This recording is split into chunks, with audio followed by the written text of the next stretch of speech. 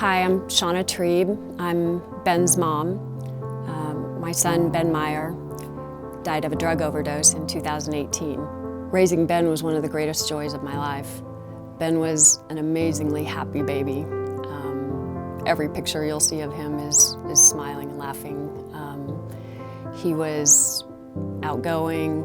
He had so many friends. He played every sport that he could get his hands on, and he wanted to try everything. He wanted to live life, and he packed a lot of life into the years that he lived. Ben was an amazing individual. If you ask his friends, they would say Ben always made me feel better about myself. He had open arms and a big smile on his face, and he just loved people, and he loved being alive, and he loved helping people. He was a leader, and he was, you know, a trailblazer, and he was a friend, and always so welcoming, and always extending his arms to, you know, the next person, anybody that needed his help. I met Ben in early recovery. He came out, he was a friend of my roommate at the time, Nash, and we immediately just kind of hit it off. We hung out, did a lot of outdoor stuff together, did a lot of games together, did a lot of, you know, growing together. We were both in early sobriety, which is a huge connection for people when they're in that place. So Ben Meyer, I met him the first week of college at orientation, and within, you know, a few hangouts, I knew that this guy was going to be a lifelong friend, and he eventually became a brother to me. And we went to college in Texas, and we're always roommates, and then we moved to California together and both got sober. We worked on a startup together where we were looking at bringing technology to people that needed recovery solutions at an affordable price. And I would really say we went through, you know, the best of times together and the worst of times.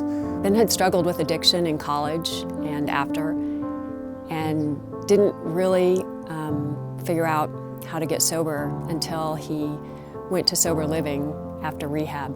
And Ben had an amazing 5 years of sobriety because of aftercare services and what he learned in sober living program.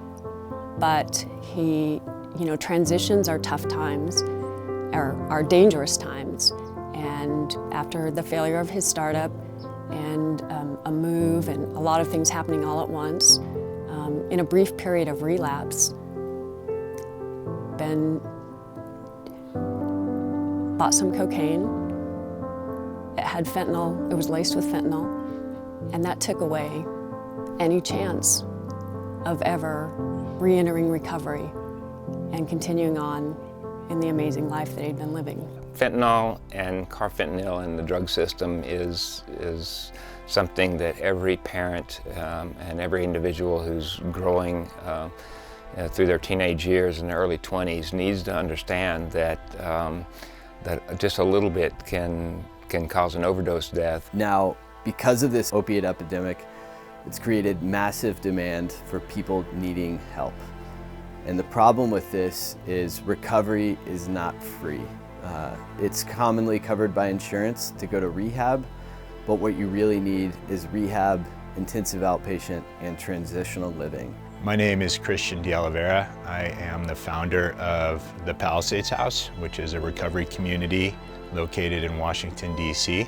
Having done this a long time and been in the field and worked with thousands of families and people going through treatment, I strongly feel that giving somebody the best chance of success, recovery, quality of life really is in the aftercare piece. So traditionally, you know, somebody does a 30-day treatment stay, and that's more based on an insurance model, not based on any kind of clinical data or outcome studies. And within the first 30 days, you know, the brain is still in a fog. You're starting to get some kind of therapeutic intervention and abstinence, but you know, 30 days is such a short period of time. By the time somebody is discharging, you know, they're still kind of not solid and don't have a foundation in place. And the work that we do really focuses on the aftercare piece. And the aftercare piece is really where the rubber hits the road. It's, you know, getting reintegrated into work, into school, relationships, a foundation of recovery, and all these things take time. Any kind of like rinse and dry, 30-day type things just never really worked for me. And I'm personally, living proof that long-term care works, and we're about, helping people get the care they need and grow and learn and change and build new lives. With Sober Living, you get community. This organization is helping with clinical services as well, and therapy and psychiatry. And the mission is really true to the dedication and purpose of saving lives. And so we've created the Ben Meyer Recovery Foundation to level the playing field and give people a fighting chance.